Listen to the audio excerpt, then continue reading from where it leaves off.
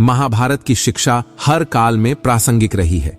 महाभारत को पढ़ने के बाद इससे हमें जो शिक्षा या सबक मिलता है उसे याद रखना भी जरूरी है।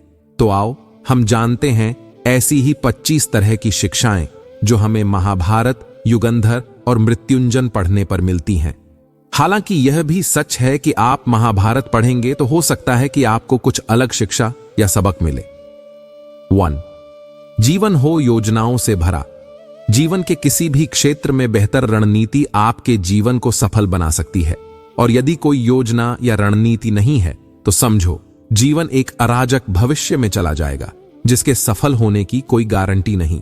भगवान श्री कृष्ण के पास पांडवों को बचाने का कोई मास्टर प्लान नहीं होता तो पांडवों की कोई औकात नहीं थी कि वे कौरवों से किसी भी मामले में जीत जाते। 2. संगत और पंगत हो अच्छी। कहते हैं कि जैसी संगत वैसी पंगत और जैसी पंगत वैसा जीवन। आप लाख अच्छे हैं लेकिन यदि आपकी संगत बुरी है तो आप बर्बाद हो जाएंगे। लेकिन यदि आप लाख बुरे हैं और आपकी संगत अच्छे लोगों से है और आप उनकी सुनते भी हैं तो निश्चित ही आप आबाद हो जाएंगे। कौरवों के साथ शकुनी जैसे लोग थे जो पांडवों के साथ कृष्णा। शकुनी मामा जैसी आपने संगत पाल रखी है तो आपका दिमाग चलना बंद ही समझो। 3. अधूरा ज्ञान घातक। कहते हैं कि अधूरा ज्ञान सबसे खतरनाक होता है। इस बात का उदाहरण है अभिमन्यु। अभिमन्यु बहुत ही वीर और बहादुर योद्धा था, लेकिन उसकी मृत्यु जिस परिस्थिति में हुई उसके बारे में सभी जानते हैं। मुसीबत के समय यह अधूरा ज्ञान किसी भी काम का नहीं रहता है। आप अपने ज्ञान में पारंगत बने। किसी एक विषय में तो दक्षता हासिल होना ही चाहिए। 4. दोस्त और दुश्मन की पहचान करना सीखें। महाभारत में ऐसे कई मित्र थे जिन्होंने अपनी ही सेना के साथ विश्वासघात किया। ऐसे भी कई लोग थे जो ऐन वक्त पर पाला बदलकर कौरवों या पांडवों के साथ चले गए। शल्य और युयुत्सु इसके उदाहरण हैं। इसीलिए कहते हैं कि कई बार दोस्त के भेष में दुश्मन हमारे साथ आ जाते हैं और हमसे कई तरह के राज लेते रहते हैं। कुछ ऐसे भी दोस्त होते हैं जो दोनों तरफ होते हैं, जैसे कौरवों का साथ दे रहे भीष्म, द्रोण और विदुर ने अंततः युद्ध में पांडवों का ही साथ दिया। 5. हथियार से ज्यादा घातक बोल वचन। महाभारत का युद्ध नहीं होता यदि कुछ लोग अपने वचनों पर संयम रख लेते। जैसे द्रौपदी यदि दुर्योधन को अंधे का पुत्र भी अंधा नहीं कहती तो महाभारत नहीं होती। शिशुपाल और शकुनी हमेशा चुभने वाली बातें ही करते थे, लेकिन उनका हश्र क्या हुआ यह सभी जानते हैं। सबक यह कि कुछ भी बोलने से पहले हमें यह सोच लेना चाहिए कि इसका आपके जीवन, परिवार या राष्ट्र पर क्या असर होगा। 6. जुए सट्टे से दूर रहो।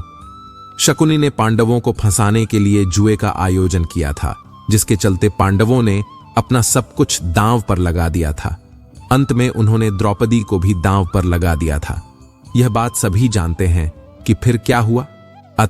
जुए, सट्टे, षड्यंत्र से हमेशा दूर रहो। ये चीजें मनुष्य का जीवन अंधकारमय बना देती हैं।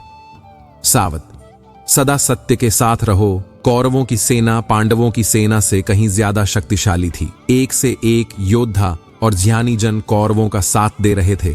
पांडवों की सेना में ऐसे वीर योद्धा नहीं थे। कहते हैं कि विजय उसकी नहीं होती जहां लोग ज्यादा हैं, ज्यादा धनवान हैं या बड़े पदाधिकारी हैं। विजय हमेशा उसकी होती है जहां ईश्वर है, और ईश्वर हमेशा वहीं है जहां सत्य है। इसलिए सत्य का साथ कभी न छोड़े। अंततः सत्य की ही जीत होती है। सत्य के लिए जो करना पड़े करो। 8. लड़ाई से डरने वाले मिट जाते हैं। जिंदगी एक उत्सव है, संघर्ष नहीं। लेकिन जीवन के कुछ मोर्चों पर व्यक्ति को लड़ने के लिए हमेशा तैयार रहना चाहिए। जो व्यक्ति लड़ना नहीं जानता, युद्ध उसी पर थोपा जाएगा या उसको सबसे पहले मारा जाएगा। महाभारत में पांडवों को यह बात श्री कृष्णा ने अच्छे से सिखाई थी। पांडव अपने बंधु बांधवों से लड़ना नहीं चाहते थे, लेकिन श्री कृष्ण ने समझाया कि जब किसी मसले का हल शांतिपूर्ण तरीके से नहीं होता तो फिर युद्ध ही एकमात्र विकल्प बच जाता है। कायर लोग युद्ध से पीछे हटते हैं। युद्ध भूमि पर पहुंचने के बाद भी अर्जुन युद्ध नहीं करना चाहता था। तब भगवान श्री कृष्ण ने उससे कहा कि न कोई मरता है और न कोई मारता है, सभी निमित्त मात्र हैं। आत्मा अजर और अमर है, इसलिए मरने या मारने से क्या डरना। 9. खुद नहीं बदलोगे तो समाज तुम्हें बदल देगा। जीवन में हमेशा दानी, उदार और दयालु होने से काम नहीं चलता। महाभारत में जिस तरह से कर्ण की जिंदगी में उतार चढ़ाव आए, उससे यही सीख मिलती है कि इस क्रूर दुनिया में अपना अस्तित्व बनाए रखना कितना मुश्किल होता है। इसलिए समय के हिसाब से बदलना जरूरी होता है, लेकिन वह बदलाव ही उचित है जिसमें सभी का हित हो। कर्ण ने खुद को बदलकर अपने जीवन के लक्ष्य तो हासिल कर लिया, लेकिन वे फिर भी महान नहीं बन सके, क्योंकि उन्होंने अपनी शिक्षा का उपयोग समाज से बदला लेने की भावना से किया। बदले की भावना से किया गया कोई भी कार्य आपके समाज का हित नहीं कर सकता। 10. शिक्षा का सदुपयोग जरूरी। समाज ने एक महान योद्धा कर्ण को तिरस्कृत किया था, जो समाज को बहुत कुछ दे सकता था, लेकिन समाज ने उसकी कद्र नहीं की, क्योंकि उसमें समाज को मिटाने की भावना थी। कर्ण के लिए शिक्षा का उद्देश्य समाज की सेवा करना नहीं था, अपितु वो अपने सामर्थ्य को आधार बनाकर समाज से अपने अपमान का बदला लेना चाहता था। समाज और कर्ण दोनों को ही अपने अपने द्वारा किए गए अपराध के लिए दंड मिला है और आज भी मिल रहा है। कर्ण यदि यह समझता कि समाज व्यक्तियों का एक जोड़ मात्र है जिसे हम लोगों ने ही बनाया है, तो संभवतः वह समाज को बदलने का प्रयास करता, न कि समाज के प्रति घृणा करता। 11वां, अच्छे दोस्तों की कद्र करो। ईमानदार और बिना शर्त समर्थन देने वाले दोस्त भी आपका जीवन बदल सकते हैं। पांडवों के पास भगवान श्री कृष्ण थे, तो कौरवों के पास महान योद्धा कर्ण थे। इन दोनों ने ही दोनों पक्षों को बिना शर्त अपना पूरा साथ और सहयोग दिया था। यदि कर्ण को छल से नहीं मारा जाता तो कौरवों की जीत तय थी। पांडवों ने हमेशा श्री कृष्ण की बातों को ध्यान से सुना और उस पर अमल भी किया, लेकिन दुर्योधन ने कर्ण को सिर्फ एक योद्धा समझकर उसका पांडवों की सेना के खिलाफ इस्तेमाल किया। यदि दुर्योधन कर्ण की बात मानकर कर्ण को घटोत्कच को मारने के लिए दबाव नहीं डालता, तो इंद्र द्वारा दिया गया जो अमोघ अस्त्र कर्ण के पास था, उससे अर्जुन मारा जाता। 12. भावुकता कमजोरी है। धृतराष्ट्र अपने पुत्रों को लेकर जरूरत से ज्यादा ही भावुक और आसक्त थे। यही कारण रहा कि उनका एक भी पुत्र उनके वश में नहीं रहा। वे पुत्र मोह में भी अंधे थे। इसी तरह महाभारत में हमें ऐसे कुछ पात्र मिलते हैं जो अपनी भावुकता के कारण मूर्ख ही सिद्ध होते हैं। जरूरत से ज्यादा भावुकता कई बार इंसान को कमजोर बना देती है और वो सही गलत का फर्क नहीं पहचान पाता। कुछ ऐसा ही हुआ महाभारत में धृतराष्ट्र के साथ, जो अपने पुत्र मोह में आकर सही गलत का फर्क भूल गए। 13. शिक्षा और योग्यता के लिए जुनूनी बनो। व्यक्ति के जीवन में उसके द्वारा हासिल शिक्षा और उसकी कार्य योग्यता ही काम आती है। दोनों के प्रति एकलव्य जैसा जुनून होना चाहिए, तभी वह हासिल होती है। अगर आप अपने काम के प्रति जुनूनी हैं, तो कोई भी बाधा आपका रास्ता नहीं रोक सकती। 14. कर्मवान बनो। इंसान की जिंदगी जन्म और मौत के बीच की कड़ी भर है। यह जिंदगी बहुत छोटी है, कब दिन गुजर जाएंगे आपको पता भी नहीं चलेगा। इसलिए प्रत्येक दिन का भरपूर उपयोग करना चाहिए। कुछ ऐसे भी कर्म करना चाहिए जो आपके अगले जीवन की तैयारी के हों। ज्यादा से ज्यादा कार्य करो। घर और कार्यालय के अलावा भी ऐसे कार्य करो जिससे आपकी संतानें आपको याद रखें। गीता यही संदेश देती है कि हर पर ऐसा कार्य कर जो तेरे जीवन को सुंदर बनाए। 15. अहंकार और घमंड होता है पतन का कारण। अपनी अच्छी स्थिति, बैंक बैलेंस, संपदा, सुंदर रूप और विद्वता का कभी अहंकार मत कीजिए। समय बड़ा बलवान है, धनी, ज्ञानी, शक्तिशाली। पांडवों ने वनवास भोगा और अतिसुंदर द्रौपदी भी उनके साथ वनों में भटकती रही। समय के खेल निराले हैं। जिस अंबा का जीवन भीष्म के कारण बर्बाद हो गया था, उसने शिखंडी के रूप में जन्म लेकर भीष्म से बदला लिया था। महाभारत में ऐसे कई उदाहरण हैं जिनसे यह प्रेरणा मिलती है कि घमंड को पतन का कारण बनने में देर नहीं लगती है। 16.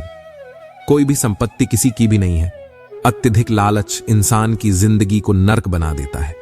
जो आपका नहीं है उसे अनीतिपूर्वक लेने, हड़पने का प्रयास न करें। आज नहीं तो कल उसका दंड अवश्य मिलता है।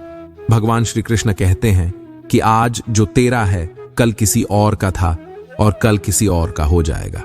अथ तू संपत्ति और वस्तुओं से आसक्ति मत पाल। ये तेरी मृत्यु के बाद यहीं रखे रह जाएंगे। अर्जित करना है तो परिवार का प्रेम और अपनत्व अर्जित कर, जो हमेशा तेरे साथ रहेगा। 17 ज्ञान का हो सही क्रियान्वयन। शिष्य या पुत्र को ज्ञान देना माता पिता व गुरु का कर्तव्य है, लेकिन सिर्फ ज्ञान से कुछ भी हासिल नहीं होता। बिना विवेक और सद्बुद्धि के ज्ञान अकर्म या विनाश का कारण ही बनता है।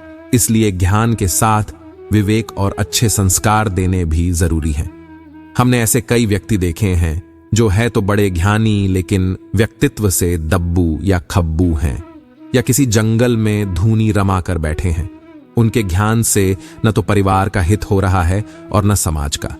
ऐसे लोगों को कहते हैं अपने मियां मिट्ठू, खुद लिखे और खुद ही बांचे।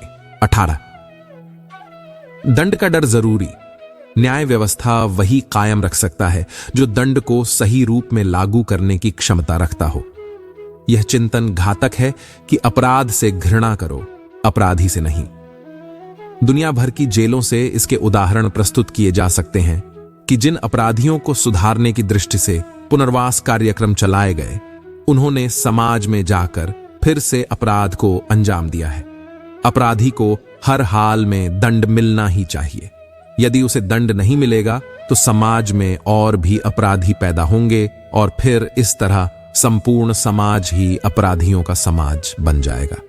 युधिष्ठिर के अहिंसा में उनके विश्वास को देखते हुए युद्ध के बाद भीष्म को उन्हें उपदेश देना पड़ा कि राजधर्म में हमेशा दंड की जरूरत होती है, क्योंकि प्रत्येक समाज में अपराधी तो होंगे ही। दंड न देना सबसे बड़ा अपराध होता है। 19 न्याय की रक्षा जरूरी। न्याय हमेशा उन लोगों के साथ होता है जो शक्तिशाली हैं या जो न्याय पाने के लिए प्राणपण से उत्सुक हैं। जिन्होंने अपने लिए न्याय मांगा है, उनके साथ ईश्वर ने न्याय किया भी है। मांगोगे नहीं तो मिलेगा भी नहीं। यह प्रकृति का नियम है। गुरु द्रोणाचार्य ने कर्ण और एकलव्य के साथ जरूर अन्याय किया था, लेकिन आज दुनिया अर्जुन को सर्वश्रेष्ठ धनुर्धर नहीं मानती, क्योंकि कर्ण और एकलव्य ने हमेशा न्याय की मांग की और अंत में आज दुनिया उन्हें श्रेष्ठ धनुर्धर मानती है। महाभारत हमें सिखाती है कि न्याय की रक्षा करना कितना जरूरी है, लेकिन यह भी एक कटु सत्य है कि न्याय सिर्फ शक्तिशाली लोगों के साथ ही है।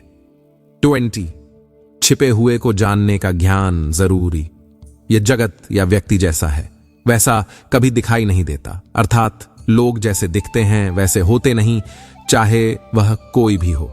महाभारत का हर पात्र ऐसा ही है, रहस्यमयी।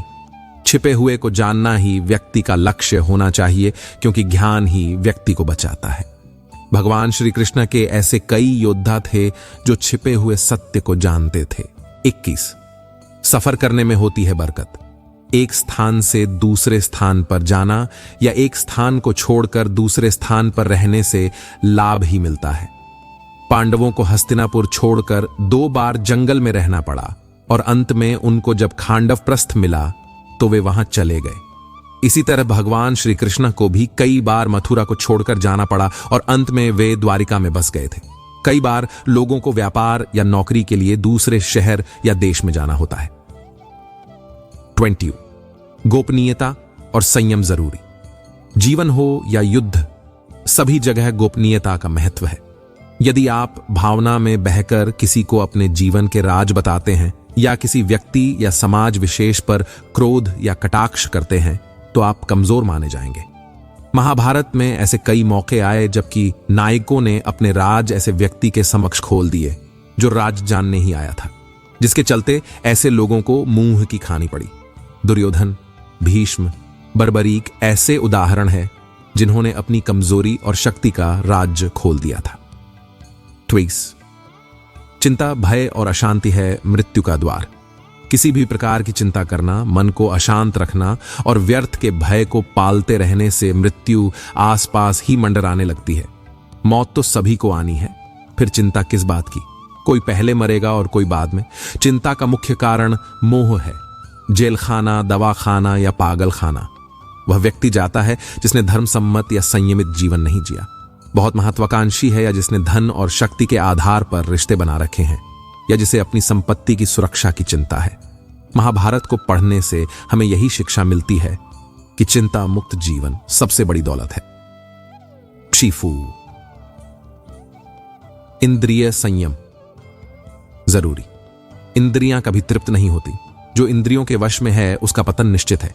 बहुत से लोग आजकल किसी न किसी प्रकार की आदत या नशे के गुलाम हैं। ऐसे लोगों का धीरे धीरे क्षरण होता जाता है। इंद्रिय संयम आता है संकल्प से। महाभारत का हर पात्र संकल्प से बंधा हुआ था। शक्ति का संचय इंद्रियों को वश में करने से ही संभव हो पाता है। 25 राजा या योद्धा को नहीं करना चाहिए परिणाम की चिंता। कहते हैं कि जो योद्धा या राजा युद्ध के परिणाम की चिंता करता है वह अपने जीवन और राज्य को खतरे में डाल देता है। परिणाम की चिंता करने वाला कभी भी साहसपूर्वक न तो निर्णय ले पाता है और न ही युद्ध कर पाता है। जीवन के किसी मोड़ पर हमारे निर्णय ही हमारा भविष्य तय करते हैं। एक बार निर्णय ले लेने के बाद फिर बदलने का अर्थ यह है कि आपने अच्छे से सोचकर निर्णय नहीं लिया या आप में निर्णय लेने की क्षमता नहीं है। दोस्तों, इस वीडियो में बस इतना ही। मिलते हैं अगले वीडियो में। अपना ख्याल रखना। जय श्री कृष्ण।